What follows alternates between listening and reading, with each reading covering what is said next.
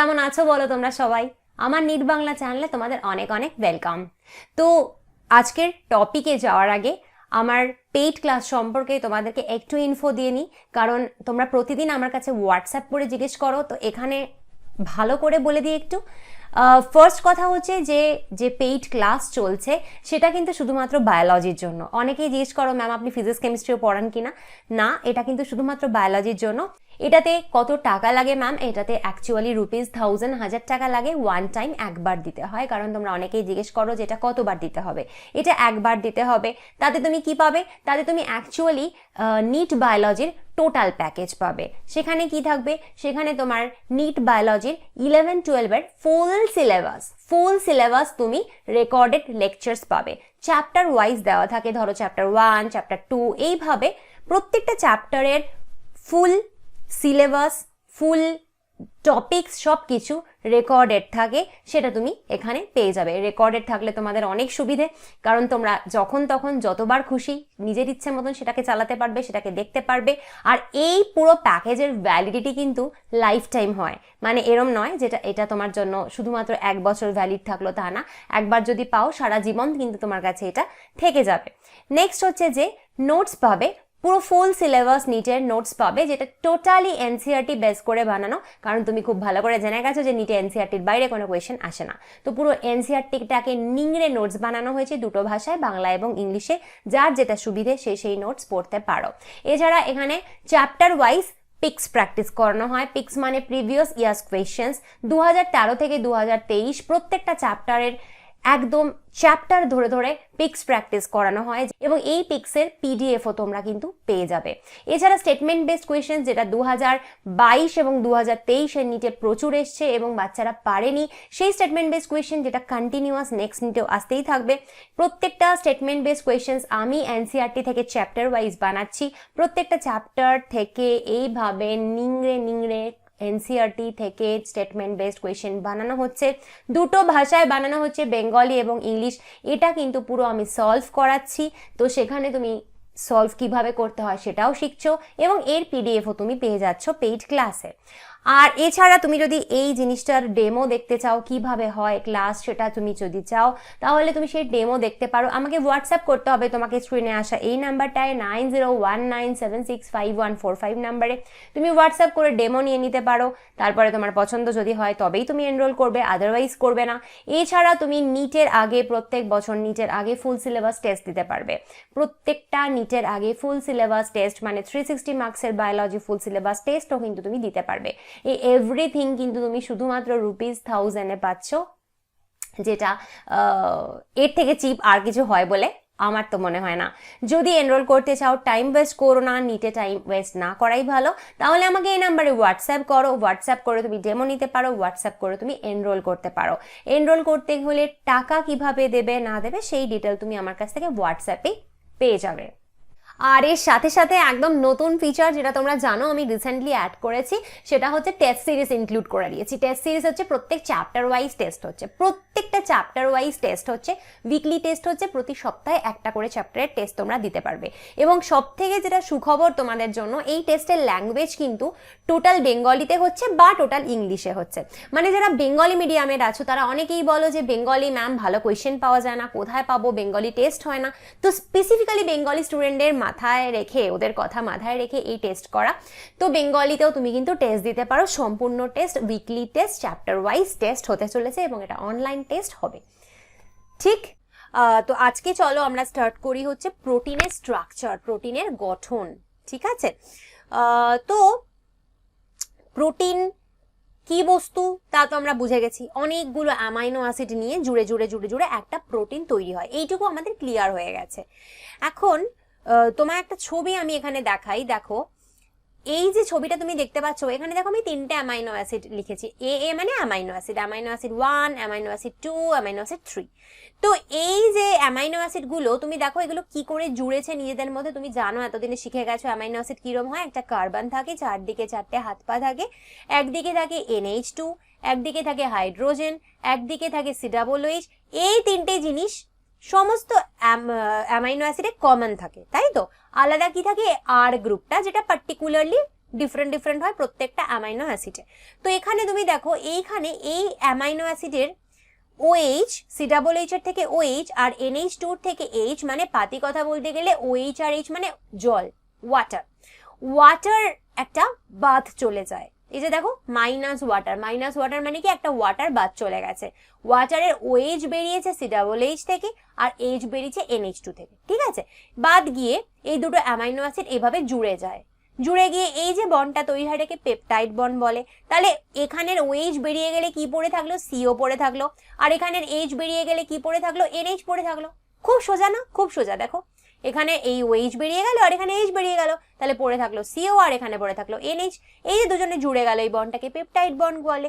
এরকম করে এখানেও সেম জিনিস হয়েছে। এখানে আমি আরেকটা মাইনাস ওয়াটার কেন লিখেছি, কারণ এই 2 নম্বর আর 3 নম্বর অ্যামাইনো অ্যাসিডের মধ্যে এইভাবে ওয়াটার বেরিয়ে গেছে, বেরিয়ে গিয়ে এভাবে পেপটাইড বন্ড তৈরি হয়েছে এবং এরকম ভাবে একটা প্রোটিন তৈরি হয়। দেখো এখানে 3টে অ্যামাইনো অ্যাসিড মিলে আমি তোমাকে এখানে দেখিয়েছি। তো এরকম অজস্র অ্যামাইনো অ্যাসিড জুড়ে জুড়ে জুড়ে জুড়ে পেপটাইড বন্ডের মাধ্যমে প্রোটিন তৈরি হয়। ক্লিয়ার? এই আঁকা এনসিইআরটি না, তোমরা বুঝতেই পারছো এগুলো আমার হাতে আঁকা ডায়াগ্রাম, এগুলো আমার পেইড ক্লাসের বাচ্চাদের জন্য এই সমস্ত ডায়াগ্রাম। আচ্ছা, এবার নেক্সট হচ্ছে যে দেখি আমরা এখানে কি বলছে এনসিইআরটি বলছে proteins are heteropolymers containing strings of amino acids. Protein কি? প্রোটিন হলো সূত্রাকারে নির্মিত অ্যামাইনো অ্যাসিডের সূত্র সমন্বিত একটা হেটেরোপলিমার। আমরা জানি এটা সুতোর মতন অ্যামাইনো অ্যাসিড লম্বা হয়ে প্রোটিন তৈরি করে। এবং হেটেরোপলিমার কেন সেটা আমি আগেও বলেছি, কারণ প্রত্যেকটা অ্যামাইনো অ্যাসিড এখানে ডিফারেন্ট হয়। কোনো অ্যামাইনো অ্যাসিড গ্লাইসিন, তো কোনোটা সিরিন, তো কোনোটা ফিনাইলঅ্যালানিন। কারণ তুমি জানো যে 20 প্রকারের 20 রকমের অ্যামাইনো অ্যাসিড হয়, সবাই এখানে আলাদা আলাদা, তাই এটাকে আমরা হেটেরোপলিমার বলি প্রোটিনটাকে। এই অবধি আমাদের ক্লিয়ার হয়ে গেছে। আর পলিমার কেন? কারণ এক একটা অ্যামাইনো অ্যাসিড হচ্ছে মোনোমার, অনেকগুলো মোনোমার নিয়ে তৈরি হয় একটা প্রোটিন, যেটা হচ্ছে পলিমার। পলি মানে মেনি, মোনো মানে সেম, সিঙ্গেল। এটা আমি অনেকবার অলরেডি আগে বলে দিয়েছি। তো দ্য সিকোয়েন্স, এগুলো কিছু পড়ার দরকার নেই, আমি যেটুকু হাইলাইট করছি এর বাইরে কিছু পড়ার দরকার নেই। তো the sequence of amino acids, that is the positional information in a protein which is the first amino acid, which is second, and so on, is called the primary structure of protein. Fine. Protein amino acid সজ্জাক্রম, অর্থাৎ কোনটি প্রথম amino acid, কোনটি দ্বিতীয় amino acid, এইভাবে amino অ্যাসিডের অবস্থানজনিত তথ্য পাওয়া যায়, তাকে প্রোটিনের প্রাথমিক গঠন বলে। আচ্ছা দেখো, এবার প্রোটিনের স্ট্রাকচার না 4 রকম আমরা পড়বো, কারণ এনসিইআরটি আমাদের 4 রকম প্রোটিনের স্ট্রাকচারই বুঝিয়েছে। তো আমরা 4 রকম প্রোটিনের স্ট্রাকচার পড়বো। ফাইন। এই প্রোটিনের স্ট্রাকচার 4 রকমের মধ্যে কি কি হবে? সবার প্রথম যেটা হবে তাকে বলবো আমরা প্রাইমারি, স্বাভাবিক কথা, যেটা প্রথম হয় তাকে প্রাইমারি বলি। তার পরেরটাকে আমরা কি বলবো? প্রাইমারির পরে কি হয় বলো? সেকেন্ডারির পরে কি হয় বলো? টারশিয়ারির পরে কি হয় বলো? কোয়াটারনারি। তো এই 4টে স্ট্রাকচার আমাদেরকে পড়তে হবে। দেখে মনে হয় খুব কঠিন জিনিস, কিন্তু কোনো কঠিন জিনিস না, খুব ইজি ব্যাপার। যেমন প্রাইমারি স্ট্রাকচার কি অলরেডি বলে দিল। তো তুমি দেখো এখানে আমি তোমাদের এক্ষুনি যে ছবিটা দেখালাম, এটা হচ্ছে একটা প্রোটিনের প্রাইমারি স্ট্রাকচার। মানে কি? এটা একটা অ্যামাইনো অ্যাসিড, তুমি এখানে বলতে পারছো এই অ্যামাইনো অ্যাসিডটা ফার্স্ট অ্যামাইনো অ্যাসিড, এই অ্যামাইনো অ্যাসিডটা সেকেন্ড অ্যামাইনো অ্যাসিড, এই অ্যামাইনো অ্যাসিডটা থার্ড অ্যামাইনো অ্যাসিড। মানে কি? তুমি প্রত্যেকটা অ্যামাইনো অ্যাসিডের পজিশন মেনশন করতে পারছো। এটার এটা পজিশন, এটার এটা পজিশন, এটার থার্ড পজিশন, এটার সেকেন্ড পজিশন, তুমি এখান থেকে সুন্দর করে পজিশন বলতে পারছো। তার মানে কি? তুমি পজিশনাল ইনফরমেশন বা অবস্থান জনিত কিন্তু তুমি তথ্য এখানে দিচ্ছ। এটাকে বলে প্রাইমারি স্ট্রাকচার। একদম সরু সুতোর মতন করে প্রত্যেকটা অ্যামাইনো অ্যাসিড জুড়ে রয়েছে, এটাকে আমরা বলছি প্রাইমারি স্ট্রাকচার। এবার যদি আমরা এই ছবিটা দেখি, তো এই যে প্রাইমারি স্ট্রাকচার আমি এঁকেছি, এ মানে অ্যামাইনো অ্যাসিড, তো এরকম ভাবে অ্যামাইনো অ্যাসিড তুমি লম্বা করে পরপর অ্যামাইনো অ্যাসিড জুড়ে রয়েছে, এটাই হচ্ছে সুন্দর করে প্রাইমারি স্ট্রাকচার। এখানে তো কিছুই বোঝার নেই, একেবারে ইজি, তাই বলেছে। তারপরে বলছে a protein is imagined as a line, the left end represented by the first amino acid and the right end represented by the last amino acid। বলছে যে এই প্রাইমারি স্ট্রাকচারের কথা বলছে, একে একটি লাইন হিসেবে কল্পনা করা হয়, যেখানে বাম প্রান্তের অ্যামাইনো অ্যাসিডটিকে বলা হয় প্রথম এবং ডান প্রান্তের অ্যামাইনো অ্যাসিডটিকে বলা হয় শেষ। মানে কি? প্রথম কথা তো তুমি এখানে দেখছো যে একটা সুতোর মতন লম্বা এখানে স্ট্রাকচার তুমি দেখতে পাচ্ছ, যেটা এই বাঁ দিকের অ্যামাইনো অ্যাসিড, এটাকে তুমি কি বলবে? প্রথম অ্যামাইনো অ্যাসিড। যেটা ডান দিকের অ্যামাইনো অ্যাসিড, তাকে তুমি কি বলবে? শেষ অ্যামাইনো অ্যাসিড। প্রথম অ্যামাইনো অ্যাসিড, শেষ অ্যামাইনো অ্যাসিড। দেখো কত সোজা, বুঝে গেলে কত সোজা জিনিসটা। Okay, the first amino acid is also called as N-terminal amino acid. The last amino acid is called the C-terminal amino acid. বলছে যে প্রথম অ্যামাইনো অ্যাসিডটিকে N প্রান্তও বলা হয়, শেষটিকে C প্রান্তীয় অ্যামিনো অ্যাসিডও বলা হয়। এটার মানে কি দেখো, এই যে স্ট্রাকচারটা যদি দেখো তুমি, তাহলে প্রথমটাকে বলছে কি N টার্মিনাল, লাস্টেরটাকে কি বলছে C টার্মিনাল। এখানে আমরা কিন্তু বুঝবো এটাকে বলছে সবসময়, এটাকে কি বলে N টার্মিনাল, আর এটাকে সবসময় কি বলে C টার্মিনাল। টার্মিনালের বাংলা কি প্রান্তীয়, N প্রান্তীয় C প্রান্তীয়। মানে কি N কেন, কারণ এখানে NH2 রয়েছে, লাস্টে NH2 রয়েছে, দেখো এখানে ফ্রি NH2 রয়েছে, তাই একে আমরা বলবো N টার্মিনাল বা N প্রান্তীয়। আর এই দিকে ডান দিকে দেখো লাস্টে কি রয়েছে, এখানে COOH রয়েছে ফ্রি, তাহলে একে তুমি কি বলবে C টার্মিনাল বা C প্রান্তীয়। এটা ফ্রি COOH আর বাদিকে হচ্ছে ফ্রি NH2। তাহলে তোমাকে বলতে হবে ডান দিকেরটাকে কি রয়েছে, ডান দিকে ফ্রি COOH রয়েছে বলে একে আমরা C টার্মিনাল বা C প্রান্তীয় বলি, আর এইদিকে বাদিকে NH2 রয়েছে ফ্রি, তাই একে আমরা N টার্মিনাল বা N প্রান্তীয় বলি। একদম সোজা ব্যাপার, কিচ্ছু বোঝার নেই, ভেরি ইজি। নেক্সট বলছে দ্য থ্রেড ইজ ফোল্ডেড। আচ্ছা, এইবার হচ্ছে যে আমরা দেখবো প্রাইমারি আমাদের বোঝা হয়ে গেল। তোমার প্রাইমারি না, এর বাইরে আর কিচ্ছু পড়তে হবে না, প্রাইমারি স্ট্রাকচার তোমাকে এর বাইরে আর কিচ্ছু পড়তে হবে না, ঠিক আছে। তো প্রাইমারির পরে আমরা কি বলেছি, সেকেন্ডারি স্ট্রাকচারে কি হয়, সেকেন্ডারি স্ট্রাকচারে যেটা হয় সেটা হচ্ছে যে অ্যাকচুয়ালি এই প্রাইমারি যে স্ট্রাকচারটা আমরা দেখলাম না, প্রাইমারি যে স্ট্রাকচারটা আমরা এখানে দেখতে পাচ্ছি, এই যে স্ট্রাকচারটা দেখতে পাচ্ছ, এ না নিজের মতন ফোল্ড হয়ে যায়, ভাঁজ হয়ে যায়, বুঝতে পারলে। একটা সরু সুতো রয়েছে বা দড়ি রয়েছে, তুমি দড়িটাকে ভাঁজ করতে পারো তো, দড়িটাকে ফোল্ড করতে পারো তো, সেখানে তুমি ফোল্ড করে দাও, পাতে কথা দড়িটাকে তুমি এরকম করে ফোল্ড করে দাও বা ভাঁজ করে দাও, সেটাকেই বলি আমরা সেকেন্ডারি স্ট্রাকচার। কি ইজি না, প্রাইমারি স্ট্রাকচার এরকম সরু সুতোর মতো দড়ি রয়েছে, এরকম করে ফোল্ড করে দাও, সেটা হয়ে গেল সেকেন্ডারি স্ট্রাকচার। এবার এই সেকেন্ডারি স্ট্রাকচার আবার দু রকমের হতে পারে। একটা হচ্ছে যদি এরকম পেঁচানো পেঁচানো পেঁচানো পেঁচানো হয়, পেঁচানো পেঁচানো হলে কি হয়, একে বলে আমরা হেলিক্যাল স্ট্রাকচার। হেলিক্যালের বাংলা কি, পেঁচানো স্ট্রাকচার। একে আমরা বলি আলফা হেলিক্স স্ট্রাকচার, একদম সিম্পল। এই স্ট্রাকচারটা প্রাইমারি স্ট্রাকচার যেটা রয়েছে না, সেটাই হঠাৎ পেঁচিয়ে গেল, ওর ইচ্ছে হলো আমি আজ সোজা থাকবো না বাবা, জীবনটাই তো জটিল, পেঁচিয়ে যাই, ও পেঁচিয়ে গেল, ও এরকম এরকম এরকম এরকম এরকম করে পেঁচিয়ে গেল। পেঁচিয়ে গিয়ে এই যে দেখো লাল লাল গোল গোল ডটগুলো দেখতে পাচ্ছ, এই যে ডটগুলো আমি এঁকেছি না, এই ডটগুলো কি বলো তো, ডটগুলো হচ্ছে এক একটা অ্যামাইনো অ্যাসিড। দেখো এটা একটা অ্যামাইনো অ্যাসিড, এটা একটা অ্যামাইনো অ্যাসিড, এটা একটা অ্যামাইনো অ্যাসিড, এটা একটা অ্যামাইনো অ্যাসিড, এটা অ্যামাইনো অ্যাসিড। আর তুমি দেখো মাঝে এরকম লম্বা লম্বা দাগ দিয়েছি, এগুলো কি বলো তো, এই অ্যামাইনো অ্যাসিডগুলোর নিজেদের মধ্যে এক্সট্রা বন্ড। মানে কি দেখো এখানটা গুলিও না, সেটা হচ্ছে যে আমরা তো জানি যে নর্মালি কি করে, একটা অ্যামাইনো অ্যাসিড পাশের অ্যামাইনো অ্যাসিডের সাথে যে বন্ডের মাধ্যমে তৈরি মানে জুড়ে থাকে তাকে বলে পেপটাইড বন্ড, সেটা তো থাকে আমরা সবাই জানি। কিন্তু যখন ধরো একটা স্ট্রাকচার এরকম ভাবে পেঁচিয়ে গেল, তো পেঁচিয়ে ধরো একটা স্ট্রাকচার এরকম হয়ে গেল, এবার এখানে একটা অ্যামাইনো অ্যাসিড আছে, এখানে একটা অ্যামাইনো অ্যাসিড আছে, এখানে একটা অ্যামাইনো অ্যাসিড আছে, এখানে একটা অ্যামাইনো অ্যাসিড, তো এরা নিজেদের দুজনের মধ্যে মধ্যে মানে পাশাপাশি দুটো অ্যামাইনো অ্যাসিড তো অলওয়েজ পেপটাইড বন্ড থাকবেই। সাপোজ এই বন্ডটা, এটা তো দুটো অ্যামাইনো অ্যাসিডের মধ্যেকার বন্ড, পাশাপাশি দুটো অ্যামাইনো অ্যাসিডের মধ্যেকার বন্ড, এটা তো পেপটাইড বন্ড বাবা থাকবেই। কিন্তু কি হয়, দূরে দূরে যে অ্যামাইনো অ্যাসিড গুলো চলে গেল না, তারাও নিজেদের মধ্যে বন্ড তৈরি করতে পারে। যেমন যেমন এই অ্যামাইনো অ্যাসিডটা কিন্তু এই অ্যামাইনো অ্যাসিডের সাথে বন্ড তৈরি করতে পারে, এই অ্যামাইনো অ্যাসিডটা কিন্তু এই অ্যামাইনো অ্যাসিডের সাথে বন্ড তৈরি করতে পারে। কিন্তু এই বন্ডগুলো জানো তো বাবা, এগুলো কিন্তু পেপটাইড বন্ড নয়, এগুলো অন্য বন্ড। এগুলো কি বন্ড, এগুলো হাইড্রোজেন বন্ড। তো অ্যাকচুয়ালি না এই সেকেন্ডারি স্ট্রাকচার হাইড্রোজেন বন্ড এতে খুব তুমি দেখতে পাবে, এতে অনেক বেশি হাইড্রোজেন বন্ড দেখতে পাওয়া যায়। তো সেটাই আমি এখানে এঁকেছি, এই বন্ডগুলো হচ্ছে, এই যে দেখো লিখে দিয়েছি, এগুলো হচ্ছে হাইড্রোজেন বন্ড। সুন্দর করে ক্লিয়ার হলো। পাতি একটা সরু সুতোর মতন স্ট্রাকচার, ফোল্ড করে দাও, ফোল্ড হয়ে গেল, পাশাপাশি পাশাপাশি অ্যামাইনো অ্যাসিড নিজেদের দুজনের মধ্যে তো পেপটাইড বন্ড করেই, কোনো সন্দেহ নেই।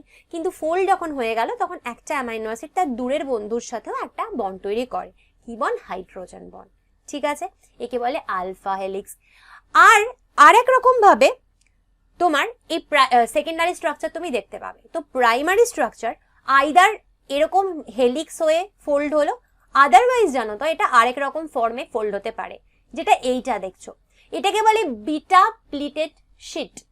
বিটা প্লিটেড শিট, এটার মানে তো আমি বোঝাচ্ছি। আচ্ছা, মায়ের শাড়ি সবাই বাড়িতে দেখেছে, সবার মায়ের বাড়িতে শাড়ি, মায়ের কাছে শাড়ি আছে, ফাইন। আর যারা মেয়ে বাচ্চা আছে তারা তো নিজেদেরই শাড়ি রয়েছে। মাকে দেখেছো শাড়ি কিভাবে ভাঁজ করে রাখেন? মা এরকম 4 ভাগ মানে এরকম স্কোয়ার করে আলটিমেটলি শাড়িটা ভাঁজ করে রাখেন। তো সেই ভাঁজটা তুমি আজকেই একটা মাঠ থেকে শাড়ি নেবে, নিয়ে ওই মা একটা শাড়ি দাও, নিয়ে কি করবে, সেই ভাঁজটাকে তুমি একটা একটা করে খুলবে।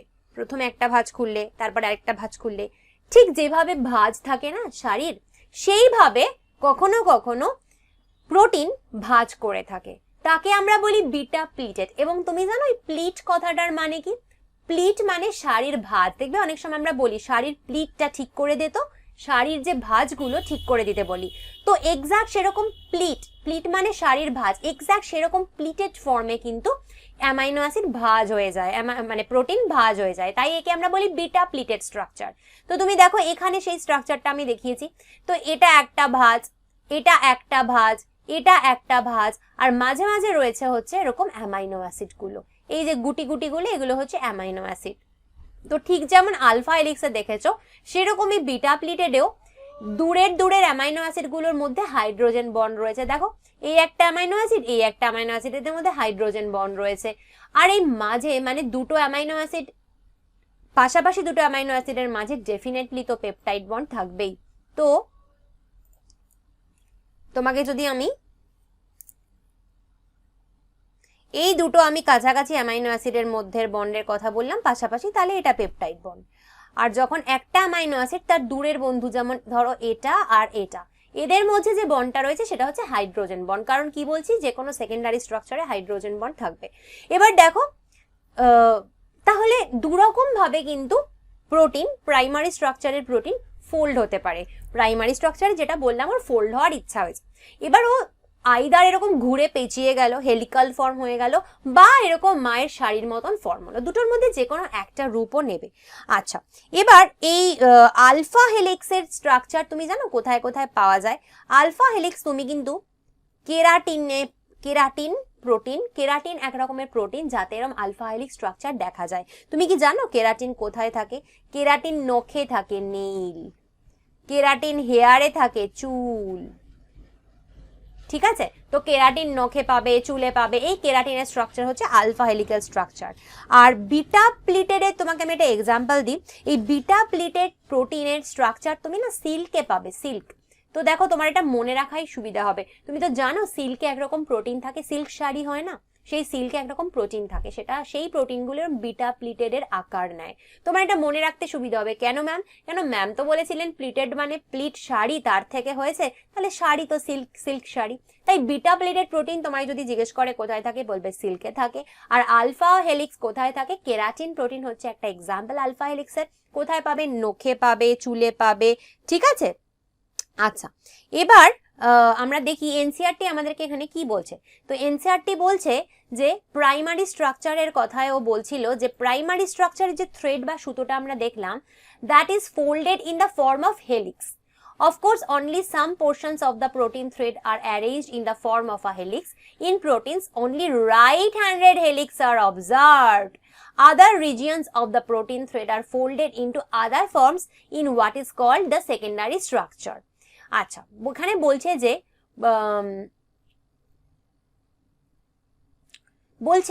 একটি প্রোটিন সূত্র কিন্তু শক্ত সোজা রডের মতো থাকে না। সূত্রটি হেলিক্স বা ঘোরানো সিঁড়ির আকারে ভাঁজ করা থাকে। তোমায় যা বোঝালাম এতক্ষণ। অবশ্য প্রোটিন সূত্রের কিছুটা অংশ হেলিক্সের আকারে বিন্যস্ত থাকে। তো গোটা প্রোটিনটাই, গোটা প্রাইমারি স্ট্রাকচারটাই যে ঘুরে হেলিক্স হয়ে যায় তা নয়, কিছুটা কিছুটা পোর্শন ওর হেলিক্স হলো, কিছুটা একটু স্ট্রেটই থাকলো। বুঝতে পারলে? গোটা প্রোটিন, গোটা প্রাইমারি স্ট্রাকচারটাই যে এক্স্যাক্ট ওরকম হেলিক্স থাকবে বা এক্স্যাক্ট ওরকম বিটা শিট থাকবে তা কিন্তু না। কিছুটা পোর্শন হলো, কিছুটা নর্মাল অন্যরকম স্ট্রেটই থাকলো, কিছুটা অন্য আকারে নিল, তাও হতে পারে। তো প্রোটিন সূত্রের অন্যান্য অংশ আবার অন্যান্য রকম ভাবেও ভাঁজ করা থাকে, যেটা তোমায় আমি বললাম। তো একে বলে সেকেন্ডারি গঠন বা গৌণ গঠন। তাছাড়াও তাহলে এই অবধি ক্লিয়ার হলো? ওকে, এবার দেখো এই যে বাংলায় কি এটা বলেনি যেটা ডান দিকে হয়, এই যে দেখো the thread is folded in the form of helix, এই যে in proteins only right handed helix are observed. বাংলায় কি বলেনি এটা? হ্যাঁ হ্যাঁ হ্যাঁ, শুধুমাত্র ডান দিকে ঘোরানো হেলিক্সই দেখা যায়, প্রোটিনে শুধুমাত্র ডান দিকে ঘোরানো হেলিক্সই দেখা যায়, বা রাইট হ্যান্ডেড হেলিক্স। এই জায়গাটা আবার আমরা একটু ক্লিয়ার করব। দেখো, আচ্ছা বাবু, রাইট হ্যান্ডেড হেলিক্স আমরা ডিএনএ তে বলি, রাইট হ্যান্ডেড হেলিক্স আমরা এখন প্রোটিনের আলফা হেলিক্সে বলছি, এর মানেটা কি গো? আমরা তো জানি ডান দিকে ঘোরানো, কিন্তু এই স্ট্রাকচারটা থেকে ডান দিকে ঘোরানো তোমরা কি বুঝছো? আমি আজকে একটা ফান্ডা বলে দিচ্ছি, কোনোদিন ভুলবে না, দেখবে দারুণ মজার একটা ফান্ডা। সেটা হচ্ছে যে তুমি পুরোনো দিনের জমিদার বাড়ি বা পুরোনো দিনের বাড়ি দেখেছো, অনেকে থাকে ওরকম বাড়িতে, যার বাগান থেকে না এরকম সিঁড়ি পেঁচানো পেঁচানো লোহার সিঁড়ি ছাদে উঠেছে, দেখবে ওগুলো অ্যাকচুয়ালি ইউজ হতো আগেকার দিনে জমাদারদের ঢোকার জন্য। জমাদারকে বাড়ির মধ্য দিয়ে ঢুকতে দিত না, তো ওই পিছন দিয়ে পেঁচানো সিঁড়ি বেয়ে বেয়ে জমাদারদের উঠতে দিত, ঠিক আছে? তো ওই পেঁচানো লোহার সিঁড়ি, সাপোজ তুমি ওর ওপর দিয়ে উঠছো, এবার তোমার ডান হাতটা রেলিং এর ডান দিকে আছে, তুমি ডান দিক ধরে ধরে উঠছো। বাবা ভয় করছে, অত পেঁচানো সিঁড়ি ধরে ধরে উঠি। তোমার ডান হাত ডান রেলিংটাতে তুমি ধরে ধরে উঠছো, তার মানে রেলিং যেটা তুমি ধরে ধরে উঠছো সেটা তোমার বাইরের দিকে, তাই তো? তুমি এরম ভাবে ধরেছো, তাহলে এই রেলিংটা তোমার বাইরের দিকে আছে, তো বাইরের দিকে, একে বলে রাইট হ্যান্ডেড হেলিক্স। যেমন এবার তুমি এই ছবিটা দেখো, তুমি ধরো এটা তুমি এই লাল পুটিটা যেটা আমি দেখাচ্ছি না, তুমি এখান দিয়ে হাত ধরে ধরে ধরে এই রেলিং ধরে ধরে ধরে ধরে ধরে উঠছো, তাহলে এই রেলিংটা তোমার ডান দিকে আছে না? এই লালটা তো আমি, এই পুটকিটা আমি, তাহলে এই রেলিংটা আমার ডান দিকে আছে না? তাই এটা হচ্ছে রাইট হ্যান্ডেড হেলিক্স। এর থেকে ভালো এক্সপ্লেনেশন হয় না, এটা খুব সুন্দর একটা এক্সপ্লেনেশন, কোনোদিন ভুলবে না। আর যদি উল্টো হয় তাহলে লেফট হ্যান্ডেড হেলিক্স। আমাদের লেফট হ্যান্ডেড হেলিক্স নিয়ে মাথা ব্যথা নেই, কারণ বায়োলজিতে আমরা রাইট হ্যান্ডেড হেলিক্সই সমস্ত পড়ি, এরকমই হয়, ঠিক আছে? ওকে, এইবার নেক্সট আমরা দেখবো, তাহলে আমরা দুটো স্ট্রাকচার প্রোটিনের বুঝলাম, প্রাইমারি স্ট্রাকচার আমরা প্রোটিনের বুঝলাম, আমরা সেকেন্ডারি স্ট্রাকচার প্রোটিনের বুঝলাম। এবার কি হয় জানো তো, সেটা হচ্ছে এই সেকেন্ডারি স্ট্রাকচারের ইচ্ছা হলো আটটু ফোল্ড হবো। তুমি একটা দড়ি নিয়েছিলে, সেটাকে কিছুটা ফোল্ড করেছিলে, আমি তো সেটাকে আটটু ফোল্ড করে দিতে পারি, মানে আটটু জট পাকিয়ে আটটু ফোল্ড করে দিতে পারি। তো সেকেন্ডারি স্ট্রাকচারের ইচ্ছা হলো বাবা আমি আটটু ফোল্ড হব। তো তুমি দেখো এই আলফা হেলিক্স কি করতে পারে, এ আরো ফোল্ড হয়ে গেল, হয়ে এরকম ভাবে আরো গিচিরি গিচিরি গিচিরি গিচিরি গিচিরি গিচিরি হয়ে গেল, একেবারে ফোল্ড হয়ে একদম জুটুলি জুটুলি গুটুলি পাকিয়ে গেল। কি সব বলছি ভাষা আমি, তাই হলো, ঠিক আছে? তাকে তুমি বলবে টারশিয়ারি স্ট্রাকচার। কেন? কারণ সেকেন্ডারি আটটু ফোল্ড হয়েছে, তাই সে হয়ে গেল টারশিয়ারি স্ট্রাকচার। সেখানে তুমি কি কি বন্ড পাবে? সেখানে তুমি হাইড্রোজেন বন্ড তো সেকেন্ডারিতে যেমন ছিল সেরকম ছিলই, তাছাড়া এখানে দূরবর্তী অ্যামাইনো অ্যাসিড গুলো না আরো অনেক রকম বন্ড তৈরি করতে পারে, ইলেকট্রোস্ট্যাটিক বন্ড তৈরি করতে পারে, ভ্যান্ডার ওয়াল ফোর্স তৈরি করতে পারে। যদিও এই বন্ড কি কি থাকে তোমাদের জেনারেলি এখন আর আসে না, এগুলো আগে নিতে আসতো পরীক্ষা, এখন যেহেতু এনসিইআরটি তে এটা বাদ দিয়েছে তাই এগুলো এখন আর আসে না। এই যে এনসিইআরটি তে যেহেতু হাইড্রোজেন বন্ড ডাইসালফাইড বন্ড নিয়েছে, বাবা তোমাকেও এটা পড়তে হবে। তাহলে কি কি বন্ড থাকে টারশিয়ারি স্ট্রাকচারে? হাইড্রোজেন বন্ড থাকতে পারে, ভ্যান্ডার ওয়াল বন্ড থাকতে পারে, ইলেকট্রোস্ট্যাটিক বন্ড থাকতে পারে, ঠিক আছে? এই বিভিন্ন বন্ড থেকে এগুলো পেঁচিয়ে গুছিয়ে গেল। এবার তুমি দেখো এখানে একটা স্ট্রাকচার দিয়েছে টারশিয়ারি স্ট্রাকচার, সেখানে ওরা আরেকটা বন্ড মেনশন করেছে ডাইসালফাইড বন্ড। তো এই ডাইসালফাইড বন্ডও কিন্তু তোমার টারশিয়ারি স্ট্রাকচারে থাকে। ডাইসালফাইড বন্ড মানে কি? দুটো সালফারের মধ্যে বন্ড, বুঝতেই পারছো? দেখো তুমি এবার বলবে যে ম্যাম অ্যামাইনো অ্যাসিডে আবার সালফার কোথায় থাকে? অ্যামাইনো অ্যাসিডে তোমার এই তিনটে তো কমন, কিন্তু আর গ্রুপ থাকে না, কোনো কোনো অ্যামাইনো অ্যাসিডে আর গ্রুপে সালফার থাকে।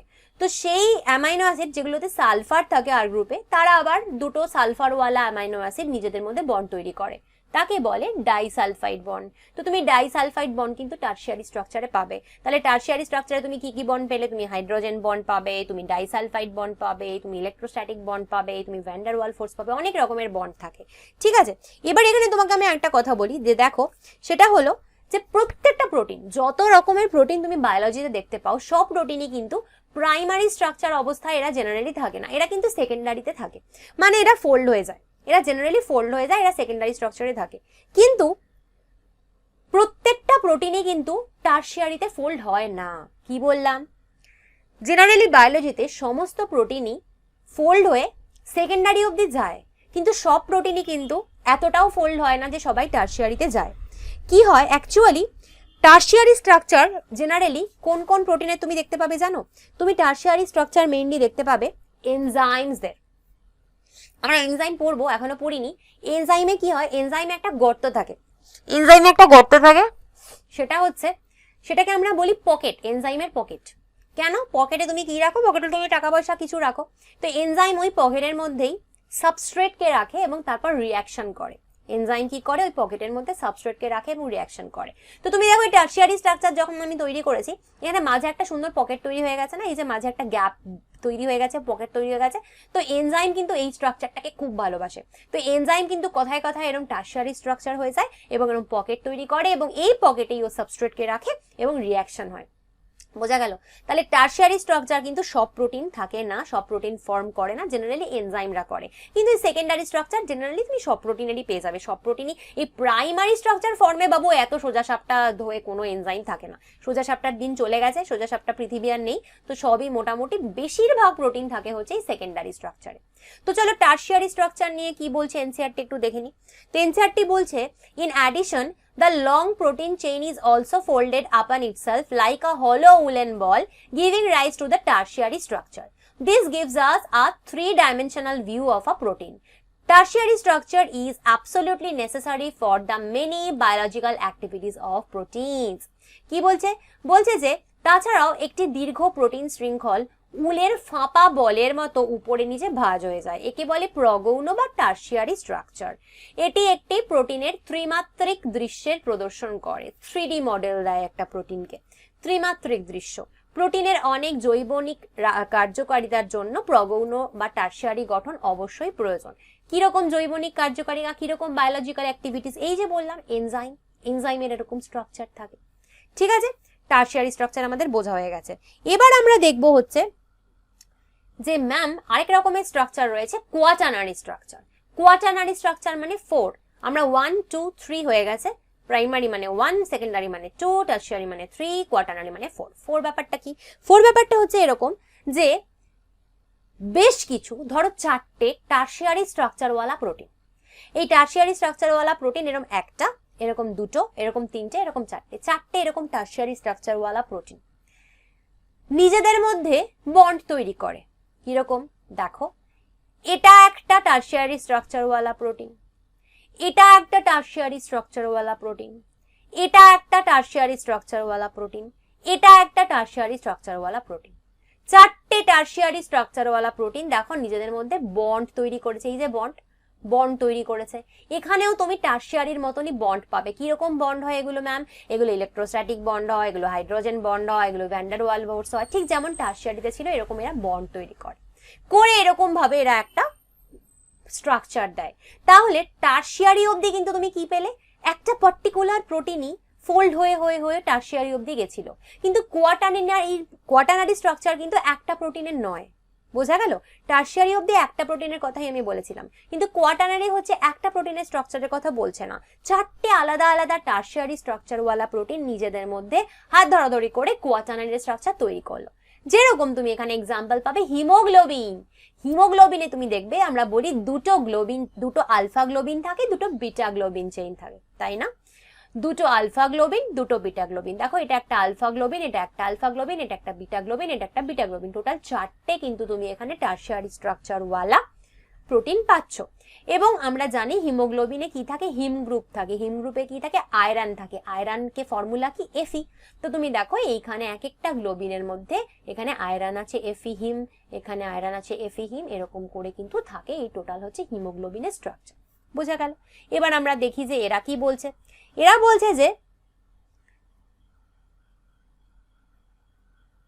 some proteins are an assembly of more than one polypeptide or subunits. The manner in which these individual folded polypeptides or subunits are arranged with respect to each other is called a quaternary structure of a protein. বলছে যে কোনো কোনো protein একাধিক polypeptide বা অধ এককের সমন্বয়ে গঠিত। আচ্ছা, অধ একক বা সাব ইউনিট, এই এক একটাকে না তুমি বলতে পারো সাব ইউনিট বা অধ একক। আমি লিখে দিচ্ছি তোমাকে, এটা একটা সাব ইউনিট। তুমি একে বলতে পারো সাব ইউনিট বা বাংলায় বলতে পারো অর্ধ একক। তাহলে এটা একটা সাব ইউনিট বা অধ একক, এটা একটা সাব ইউনিট বা অধ একক, এটা আরেকটা সাব ইউনিট বা অধ একক, এটা আরেকটা সাব ইউনিট বা অধ একক। ঠিক আছে, সেটাই বলেছে এখানে। আর কি বলছে, আর বলছে যে adult human hemoglobin consists of 4 subunits, ঠিক আছে। 2 of these are identical to each other, hence 2 subunits of alpha type and 2 subunits of beta type together constitute the human hemoglobin। আচ্ছা, তো চতুর্মাত্রিক গঠন হচ্ছে কোয়াটার্নারি স্ট্রাকচারের বাংলা। প্রাপ্তবয়স্ক মানুষের হিমোগ্লোবিনে কি হয়, 4টি উপ একক থাকে, এদের মধ্যে 2টি সর্বাংশে একরূপ। আচ্ছা, উপ একক অধ একক সব মানে এক, হ্যাঁ, এই অধ একক বা সাব ইউনিটকে উপ এককও বলতে পারো। তো দুটো উপ একক আলফা এক ধরনের, অপর দুটি বিটা ধরনের, এই দুই ধরনের উপ এককের সমন্বয়ে মানুষের হিমোগ্লোবিন গঠিত। তো সেটা হচ্ছে কি, এই যে দুটো আলফা গ্লোবিন বলেছি, দুজন সেম, একদম এক, এরা দুজন, তো এদেরকে আমরা বলছি আলফা গ্লোবিন।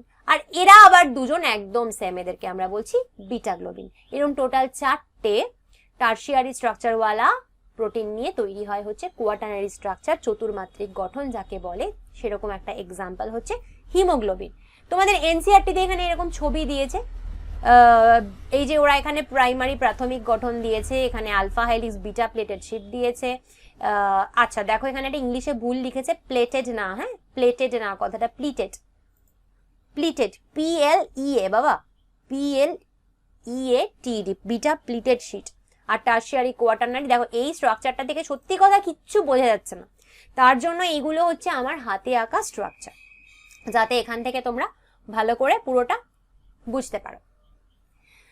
তো এইরকম ভাবে হাতে আঁকা স্ট্রাকচার পেয়ে এভরিথিং যদি তুমি এনসিইআরটি A to Z বুঝে নিতে চাও, তাহলে কিন্তু তোমাকে আমার পেইড ব্যাচে জয়েন করতে হবে। ঠিক আছে, এটা একটা ডেমো ক্লাস ছিল। আর কি করব, ঠিক আছে চলো পরের দিন নতুন ভিডিও নিয়ে আসবো, কিন্তু আগে লাইকটা করো, লাইক কমেন্ট শেয়ার করতে ভুলো না, চ্যানেলটা ভালো লাগলে সাবস্ক্রাইব করতে ভুলো না। পরের দিন অন্য কোনো ভিডিও নিয়ে আসবো।